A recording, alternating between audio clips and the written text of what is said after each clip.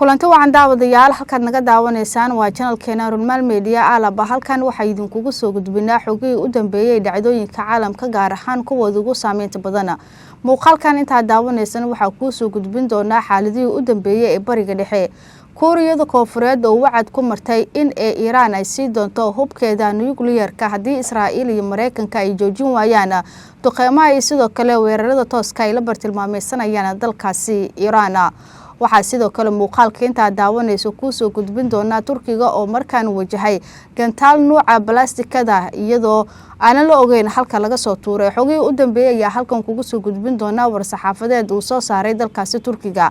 markab uu leeyahay dalka Iran nooca dagaalka ayaa waxa uu ku qusay xeebaha dalka Sri Lanka iyadoona uu helay gurmad degdeg ah Israa'iilna markaan waxay ku hanjabtay in ay dili doonto hogaamiyaha cusub ee lagu soo bedela Ayatollah Ali Khamenei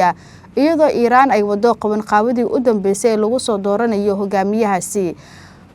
Allah u naxariistay Ayatollah Ali Khamenei wiilkiisa oo lagu baahiyay baraha bulshada isla markaana lagu sheegay inuu geeriyooday ayaa mar kale shaashadaha caalamka ka soo muuqday iyadoona loo maleynayo in uu bedeli doono aabihiisa xogii u dambeeyay ayaa muuqaalkan idinkugu soo gudbin doona haddii ay tahay markii ugu horeysay ku soo gaaro muuqaalkeena fadlan subscribe inoo dhegan baleelkana furo si ay ku soo gaaraan muuqaalada kale xiga haddii aad subscribe inoo tahay muuqaalka inoo share garay like inoo saar si uu gaaro asxaab badan oo ku maasantahay daawashadaada aynu ku bilabno markab nooca dagaalka ee laga leeyahay dalka Turkiga ayaa ku qusay xeebaha dalka Sri Lanka iyadoona Sri Lanka ay u dirtay maraakiib sidoo kale diyaarado samata bixin ah si ay u badbaadiyaan soddon madaxab oo Iiraaniyiin ah kuwaas oo saarnaa markabka dagaalka ee Iran halkaasina waxa ku dhow biyaha Sri Lanka tani waxay dhacday isla waqtigii ilaalada kacanka ee Iran ay sheegeen in ay gantaalo ay ku weerari doonaan markab dagaal uu Mareykanka uu leeyahay oo ku sugnaa badweynta Hindiya taasoo keentay in markiiba dagaalka Iran ay jawaab kulul ay ka bixiso ee dhanka Mareykanka dhinaca kalena Iran waxay wadaa qaban qaabadii u dambeysay ku soo dooranaysa shakhsigii bedeli lahaa Ayatollah Ali Khamenei oo ahaa hogaamiyihii ugu sareeyay ee dalkaasi Iran iyadoo hore loo sii saadaaliyay in wiil uu dhalay ee Ayatollah Ali markii ay duqeynta ay dhicisay isna uu la geeriyooday aabihiisa ayaa mar kale ka soo muuqday shaashadaha caalamka isagoona markaan loo maleynayo in uu yahay hogaamiyaha ugu cadcad ee lagu bedeli doono aabihiisa dhinaca kalena Israa'iil ayaa mar kale waxay wacday ku martay inay beegsan doonto qof alaala qofkii lagu soo bedelo Ayatollah Ali Khamenei iyadoona Israa'iil ujeedkeedu uu yahay markaan inay baabi'iso hoggaan kasta oo Iran ay soo doorato inkastoo Iran hadaladaasi aysan joq u siineenin waxay wadataa howlaheedii iyo sidoo kale duqeymaheedii iyadoona xilligan ay wado abaabulkii u dambeeyay ee lagu soo dooranayo hogaamiyihii ugu sareeyay ee dalkaasi Iran kaasi oo bedeli doona Ayatollah Ali Khamenei dhinaca kale hadii aan aadnana Turkiga maanta waxa uu wajahay gantaal nooca balaastikada iyadoona Turkiga uu sheegay in gantaalkaasi laga hortagay wararka qaar ayaa waxay sheegayaan in gantaalkaasi laga soo tuuray dhanka iyo Iran inkastoo wararkaasi aan la xaqiijin karin amaba aan loo heenin ilo xog ogaal ah oo arintaasi xaqiijin kara Israa'iil waxay waday mudooyinkan inay ka dhex shaqeyso wadamada qaliijka iyadoona mararka qaar ka dhex faa'iideysanaysa duqeymaha bartilmaameedka oo ay sameynaysa Iran iyadoona loo maleynayo in qasaaro walba dhasho ama gantaal walba la tuuro lagu eedeynayo Iran waxaana la ogeyn ilaa hadda amaba aanan cadeen halka in laga soo tuuray gantaalkaasi nooca balaastikada ee lagu bartilmaameedsaday dalkaasi Turkiga waxa uu la kulmay gantaal weerar oo nooca balaastikada oo Iran ay ku soo weerartay gobolka Heti ee dhaca koonfurta dalkaasi Turkiga ayaa lagu yiri war ka soo baxay ee Turkiga gobolkan ayaa u dhow xadka dalka Syria waana gobol aad ugu fog xadka Iran wasaaradda gaashaandhigga ee Turkiga ayaa waxay sheegtay in nidaamka difaaca NATO uu ka hortagay intuu hawadu ku soo jiray iyadoona sheegtay in wax qasaaro ah uusan geysanin balse faahfaahintiisa iyo xogaha rasmiga ah lagu sheegay in dib laga soo sheegi doono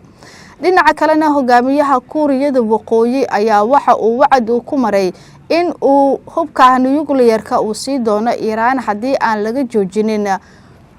weerarada iyo sidoo kale dagaalada tooska ah ee Israa'iil iyo sidoo kale Mareykanka ay ku beegsanayaan Iiraan. wada hadal hoose oo dhaxmaray ee labadan wadan ayaa waxaa la sheegay in uu u ballan qaaday hogaamiyaha Kuuriyada Waqooyi inuu Iiraan uu sii doono hubka, waxaana arintaani aysan ahayn mid si weyn loo soo shaacbixiyay, balse xogo sirdoon oo la helayo ayaa arintaasi sheegay. waxaana la sheegay in haweennimadii xalay ahayd hogaamiyaasha Iiraan iyo sidoo kale hogaamiyaha ugu sareeya ee dalkaasi ee Kuuriyada Waqooyi ee Kim Jong Un uu dhaxmaray wada hadal dhanka taleefanka kaasi oo muddo saacada qaatay, waxaana u ballan qaaday in uu mar walba uu difaaci doono Iiraan, isagoona sheegay inuusan ka aamusaynin. hogaamiyaha Kuuriyada Waqooyi ee Kim Jong Un ayaa waxa uu mar kale uu si cad u sheegay in dagaalka uu ku soo biiri doono haddii shakhsiyaadka isaga ka tirsan ee ku nool dalkaasi Iiraan ay soo gaaraan dhaawac ama sidoo kale xaqtin yar, waxaana uu sheegay inuu la soo bixi doono hubkiisa nuclear-ka isla markaana uu bartilmaameysan doono qaybo ka mid ah bariga dhexe oo xilligan uu u fariir qaniisanayo hogaamiyaha ugu sareeya ee koonfurta aan iraahde waqooyiga ee koonfureed. waxaana uu sheegay Kim Jong Un inuu u diyaarsan yahay inuu dagaalka uu ku biiro kaliya uu sugayo talaabo ay qaadaan Israa'iil sidoo kale Mareykanka, isagoona horeyba ballanqaad u muujiyay inuu taageero buuxdo u yahay Israa'iil aan iraahde Iiraan. ilaa hadda ma jirto cadaan rasmi oo la xaqiijiyay oo muuqata in hubka nuclear-ka si toos ah loogu wareejinayo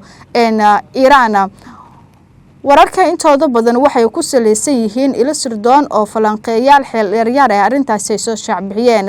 inkastoo wararku ay yihiin kuwo aanan weli si buuxda loo xaqiijinin, haddana suurtagalnimada iskaashiga nuclear-ka ee dhexmara Kuuriyada Waqooyi iyo sidoo kale Iiraan waa arin si dhow loola socdo. haddii ay dhacdo waxay noqon kartaa mid bedesha xaaladaha amniga ee caalamka, waxaana qatar galaya guud ahaan ee bariga dhexe, iyadoona markaan xaaladda ay noqon doonto mid si afar wajiilo ah, maadaama haddana ay tahay Iiraan iyo sidoo kale Israa'iil iyo Mareykanka. waxaana laga cabsi qabaa in dagaalka uu si toos ah ugu soo biiro Kuuriyada Waqooyi. dhinacaana haddii aan u laabano mar kale Iiraan, Al-Raisi oo ah wadaad caan ka ah dalkaasi Iiraan ayaa waxa uu sheegay in si degdeg ah loogu baahan yahay in Iiraan ay soo doorato hogaamiyihii bedeli lahaa Ayatollah Ali Khamenei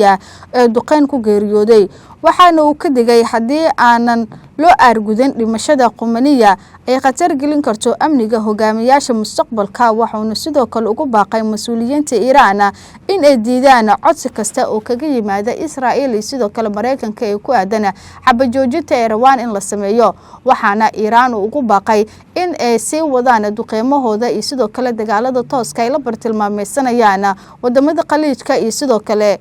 aan iraahde ee bariga dhexe.